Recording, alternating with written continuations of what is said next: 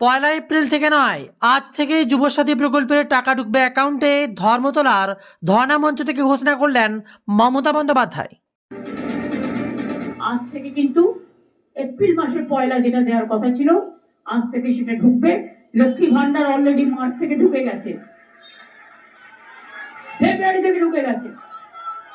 লক্ষ্মী ভান্ডার ফেব্রুয়ারি মাস থেকে ঢুকে গেছে।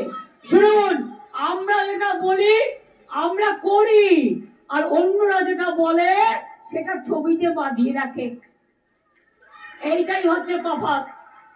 ভোটের কড়া নাড়ছে বাংলা, আর তার মাঝে এমন হঠাৎ করেই খবর গোটা দেশকে নাড়িয়ে দেবে। আজ থেকেই যুব সাথী প্রকল্পের টাকা ঢুকবে অ্যাকাউন্টে। যারা যারা যুব সাথী প্রকল্পে আবেদন করেছেন, আপনাদের অ্যাকাউন্ট একবার জোর করে চেক করবেন, কারণ আজ থেকেই টাকা ঢোকা শুরু হবে। বিরাট বড় বার্তা মমতা বন্দ্যোপাধ্যায়ের। আপনি কত তারিখে যুব সাথী প্রকল্পের জন্য আবেদন করেছিলেন, কমেন্ট করে লিখে জানাবেন। নমস্কার।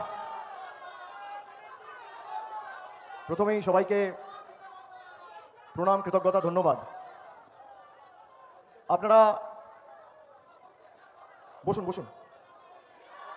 আমাদের দলনেত্রী তার বক্তব্য রাখবেন। আমি গতকালও প্রায় 1 ঘন্টা বলেছি, শুক্রবার দিনও 1 ঘন্টা বলেছি। আমার 1-2টো কথা খালি বলার। আমি কিছু বলার আগে প্রথমেই এখানে উপস্থিত প্রত্যেকটা সংবাদ মাধ্যমের প্রতিনিধি এবং বাংলায় যারা সাংবাদিকতা করে তাদেরকে আমি কুর্নিশ জানাই, স্যালুট জানাই। তার কারণ তারা আজকে সৎসাহস দেখিয়ে বাংলার সাংবাদিকদের সাথে অন্য গদি মিডিয়ার যে তফাৎটা আছে তারা সেটা বুঝিয়ে দিয়েছে। এবং জ্ঞানেশ কুমারকে তারা একাধিক কঠোর প্রশ্ন করেছে, যদিও একটার সদুত্তর জ্ঞানেশ কুমার দিতে পারেনি। এই প্রশ্নগুলো করার জন্য সংবাদ মাধ্যমের প্রত্যেক প্রতিনিধি, বৈদ্যুতিক সংবাদ মাধ্যম বা প্রিন্ট মিডিয়া, আমি সকলকে ধন্যবাদ জানাচ্ছি, কৃতজ্ঞতা জানাচ্ছি। আজকে সুপ্রিম কোর্টে এসআইআর এর শুনানি ছিল। বেলা পেরিয়ে দুপুরের আগে শুনানি হয়েছে। আপনারা ইতিমধ্যেই সেই খবর পেয়েছেন। আমাদের যে ভয় বা আশঙ্কা ছিল যে একতরফা কাউকে কোনো রকম সুযোগ না দিয়ে গায়ের জোরে বিজেপির চাপে অঙ্গুলি হেলনে প্রকৃত ভোটারদের নাম কেটে দেওয়া হচ্ছে এবং তাদের আবেদন বা অ্যাপিল করার কোনো সুযোগ থাকছে না, আমরা এই পয়েন্টটা আজকে সর্বোচ্চ আদালতের সামনে রেখেছিলাম। আমাদের লয়াররা, আইনজীবীরা সুপ্রিম কোর্টকে এটা জানিয়েছে, বলেছে। এবং সুপ্রিম কোর্ট শুধু আজকে নির্বাচন কমিশনকে তাদের অ্যাপে একদিন ছাড়া ছাড়া ইচ্ছাকৃত ত্রুটি, যাতে ভোটার লিস্টের কাজে দেরি হয়, অ্যাডজুডিকেশনের কেসগুলো আরও দেরিতে নিষ্পত্তি হয়, তার জন্য নির্বাচন কমিশনকে ইসি ভৎসনা করেছে। সুপ্রিম কোর্ট ইসিকে ভৎসনা করেছে। এবং শুধু তাই নয়, সুপ্রিম কোর্ট আজকে যাদের নাম বাদ যাচ্ছে তারা যাতে আবার অ্যাপিল করার সুযোগ পায় এবং আবেদন করার সুযোগ পায়, কলকাতা হাইকোর্টের অবসরপ্রাপ্ত প্রাক্তন প্রধান বিচারপতি সহ একাধিক প্রাক্তন বিচারপতিদের অ্যাপিলেট ট্রাইব্যুনাল বেঞ্চ খোলার জন্য ইসিকে বলেছে, কলকাতা হাইকোর্টকে নির্দেশ দিয়েছে। আমি মনে করি এই জয় গণতন্ত্রের জয়, মা মাটি মানুষের জয়, বাংলার বশ্যতা বিরোধী আন্দোলনের জয়, হার না মানার মানসিকতার জয়, মানুষের অধিকারের লড়াইয়ের জয়, মমতা ব্যানার্জির সংগ্রামের জয়, তৃণমূলের আপসীন লড়াইয়ের জয়। আমরা যে কথা বলেছিলাম যে আমরা মাঠেও আছি, আমরা ময়দানেও আছি, আমরা পার্লামেন্টেও লড়ছি, আমরা কোর্টেও লড়ছি। জোর জবরদস্তি যে জুডিশিয়াল অফিসাররা এই কাজগুলো করছে যাতে কাজগুলো দেরিতে নিষ্পত্তি হয় এবং ইচ্ছাকৃতভাবে নির্বাচন পেছানোর জন্য এই নির্বাচন থেকে ভোটের দিন গণনা শুরু হয়েছে, আর অপরদিকে যে কাণ্ড ঘটছে তা শুনে আপনার চোখ কপালে উঠবে। কেন্দ্র বাহিনী প্রবেশ করেছে বাংলায়, সবচেয়ে বেশি পূর্ব মেদিনীপুর, আর তারপরে একের পর এক জেলা জুড়ে ছড়িয়ে পড়েছে কেন্দ্র বাহিনী। আর এমনই সময় ভোটের ফাইনাল লিস্ট প্রকাশ করেছে নির্বাচন কমিশন। তাতেই নজর পড়ছে, সবাই নিজের নাম খুঁজতেই ব্যস্ত।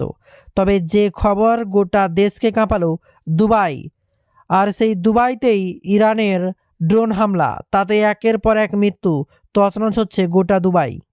শুধু এতেই থেমে থাকেনি, গোটা পরিস্থিতিকে আরও ভয়ঙ্কর করে তুলেছে একের পর এক খবরে। কি ঘটছে আজকের সারা বাংলায়। কখনো ভূমিকম্প, কখনো বা পরিস্থিতি আরও উত্তেজিত, সমস্ত খবর এক ঝটকায় জানাবো আপনাদের চ্যানেল বেঙ্গল জব স্টাডিতে। তাই অবশ্যই যারা ভিডিওটি লাইক করেননি আর এক মুহূর্ত দেরি না করে এক্ষুনি ভিডিওটি লাইক করে প্রচুর পরিমাণে শেয়ার করে দিন, তাতে প্রত্যেকের লেটেস্ট খবরগুলো জানতে এবং বুঝতে সুবিধা হবে। এবার আসছি আজকের বিশেষ বিশেষ খবরে। কোথায় কি কাণ্ড ঘটলো? এইমাত্র যে খবরের দিকে তাকিয়ে রয়েছে আজকের পরীক্ষা, কি পরীক্ষা? Group C. আর তাতেই পরীক্ষায় বসছেন 8 লক্ষ পরীক্ষার্থী। তবে নিষেধাজ্ঞা কঠোর। আজকের পরীক্ষাতে বেশ কিছু গুরুত্বপূর্ণ নিষেধাজ্ঞা জারি করা হয়েছে।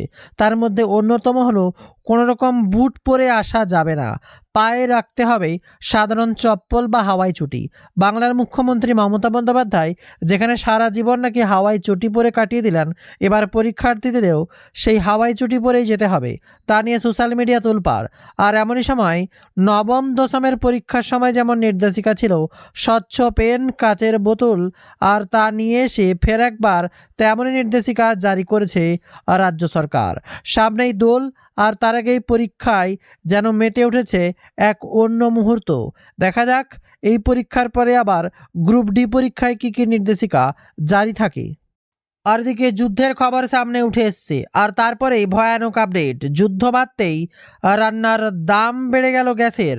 বিরাট বড় খবর। সিলিন্ডার আজ কত করে শুনলে আপনার মাথায় হাত পড়বে। মার্চ মাসের 1 তারিখ থেকেই দাম বাড়ানো হলো এলপিজি সিলিন্ডারের। বিশেষ করে প্রতি মাসের 1 তারিখেই একের পর এক দ্রব্যের পরিবর্তন হয়, আর এবার রান্নার গ্যাসের বিরাট পরিবর্তন। মাসের শুরুতেই বড় ধাক্কা। সিলিন্ডার পিছু 31 টাকা করে দাম বাড়ছে। ভোট আসতে দাম কমার কথা, তার বিপক্ষে আবারও দাম বেড়ে গেল। একই কাণ্ড হচ্ছে বাংলায়। জানা গিয়েছে 19 কেজি বাণিজ্যিক সিলিন্ডারের দাম 31 টাকা বাড়ানো হয়েছে। এবার 19 কেজি সিলিন্ডারের পিছু দাম পড়বে 1875 টাকা থেকে 50 পয়সা। আজ থেকেই নতুন দাম কার্যকর হবে বলেই খবর। অন্যদিকে গৃহস্থরাও তাও কিছুটা স্বস্তি রয়েছেন, কারণ 14.2 কেজি সিলিন্ডারের দাম কোনো পরিবর্তন হয়নি। সিলিন্ডারের পিছু দাম রয়েছে 879 টাকায় দাম। গত বছরের শেষের দিক থেকেই এলপিজি সিলিন্ডারের দাম বাড়তে শুরু করেছিল, তবে এখন আপাতত কিছুটা স্বস্তির 14.2 কেজি রান্নার গ্যাসের সিলিন্ডারে। এবার দেখব কিছু যুদ্ধবিধ্বস্তের খবর। কি ঘটছে মধ্যপ্রাচ্যে? যুদ্ধের দামামা। আজ সকালে ইরানের উপর বড়সড় হামলা চালায় ইসরায়েল। তেহরানের পরপর বিস্ফোরণ হয়েছে। ইরানে কমপক্ষে 1000 জনের মৃত্যু হয়েছে বলেই খবর। পাল্টা হামলা চালাতে শুরু করেছে ইরানরাও। এর মধ্যেই ডোনাল্ড ট্রাম্প ইরানে আজ রাতের মধ্যেই সরকার পাল্টে ফেলার আশ্বাস দিয়েছেন। একই কাণ্ড ঘটছে। গোটা পরিস্থিতি যেন আবারও তোলপাড়। ইরানের বিদেশ মন্ত্রকের সঙ্গে কথা বললেন জয়শঙ্কর। ইরানের বিদেশমন্ত্রী সৈয়দ আব্বাস তারগাছির সঙ্গে কথা বললেন বিদেশমন্ত্রী এস জয়শঙ্কর। নিজের সমাজ মাধ্যমের কথোপকথনটি তুলে ধরেছেন তিনি। শনিবার সন্ধ্যায় কথা হয় দুজনের বলেই খবর। দুবাইয়ে লাগাতার ইরানি হামলা চলছে। মিসাইল ও ড্রোন হামলায় জ্বলছে দুবাইয়ের একাধিক হোটেল ও আবাসিক বিল্ডিং। দুবাইয়ের বিমানবন্দর পুরোপুরি বন্ধ করে দেওয়া হয়েছে। পান হোটেল ও রিসোর্টের কাছে আছড়ে পড়ল ইরানি ড্রোন। দুবাই থেকে ইমিরেটস সব ফ্লাইট বন্ধ করে দিয়েছে। দুবাইয়ের সবচেয়ে উঁচু বিল্ডিং বুর্জ খলিফা খালি করে দেওয়া হয়েছে বলেই গুরুত্বপূর্ণ খবর সামনে উঠে আসছে। ইরানের পরিস্থিতি প্রকাশ ভারতের। ইরানের পরিস্থিতি নিয়ে গভীর উদ্বেগ প্রকাশ করল ভারত। সব পক্ষকে শান্তি রাখার বার্তা দিয়েছে নয়াদিল্লি। নাগরিকদের সুরক্ষা সবার আগে দেখা উচিত, বিবৃতি জানালো ভারত সরকার। সব দেশের সার্বভৌমত্ব বজায় রাখার অধিকার রয়েছে বলেই খবর। কলকাতার একের পর এক কাণ্ড যখন তোলপাড় হচ্ছে ভোটের মরশুমে, তার মাঝে এবার কাতারে মার্কিন সেনার ঘাঁটিতে হামলার খবরে যেন গোটা দেশ নড়ছে। কাতারে রাখা মার্কিন রেডারের সিস্টেম পুরোপুরি ধ্বংস করে দেওয়া হয়েছে। 5000 কিমি দূর থেকেই ব্যালেন্সিড মিসাইল হামলার আঁচ পেতে সেই রাডার গুঁড়িয়ে দিল ইরানি ব্যালিস্টিক মিসাইল। তাতেই এবার তোলপাড় গোটা দেশ। তবে আমেরিকা ও ইসরায়েল বুঝবে কত বড় ভুল করেছে তারা। মার্কিন প্রেসিডেন্টকে কড়া ভাষায় হুঁশিয়ারি ইরানের সেনাকর্তা সর্দার জাব্বারি। তিনি বলেন, আজ শুধু পুরনো জমে থাকা মিসাইল শুনলাম, আসল ইরানি মিসাইলের স্বাদ টের পাননি ট্রাম্প। দুটোই আমেরিকা ও ইসরায়েল বুঝবে কত বড় ভুল করেছে তারা। আমাদের আস্তিনের আসল মিসাইল এখনও বার করিনি, যেন ভয়ের আর্তনাদ আরও গুরুগম্ভীর করে দিচ্ছে। এই মৃত্যু মিছিলেই গোটা দেশের হাল কোন পর্যায়ে যাচ্ছে তার ভাবার অপেক্ষা রাখে না। এখনও কি আপনার পরিচিত কেউ দুবাইয়ে রয়েছে? কমেন্ট করে অবশ্যই জানাবেন। খবর আসছে ইরানের সরকার পাল্টাতে বদ্ধপরিকর ট্রাম্প। ডোনাল্ড ট্রাম্প বলেন, স্বাধীন হওয়ার সময় এসে গিয়েছে, নিরাপদে থাকুন, ঘর থেকে বেরোবেন না, খুবই বিপজ্জনক পরিস্থিতি, সর্বত্র বোমা ফেলা হবে। এবার ইরানকে ভয়ানক পরিস্থিতি ট্রাম্পের। অপারেশন এপিক ফিউরি, ইরানের উপর ইসরায়েলের যৌথ হামলা চালিয়েছে। বিরাট বড় খবর, ইসরায়েলের যৌথ হামলা, মার্কিন সেনা অভিযানের নাম দিয়ে অপারেশন এপিক ফিউরি। গোটা দেশের পরিস্থিতি এবার টালমাটাল।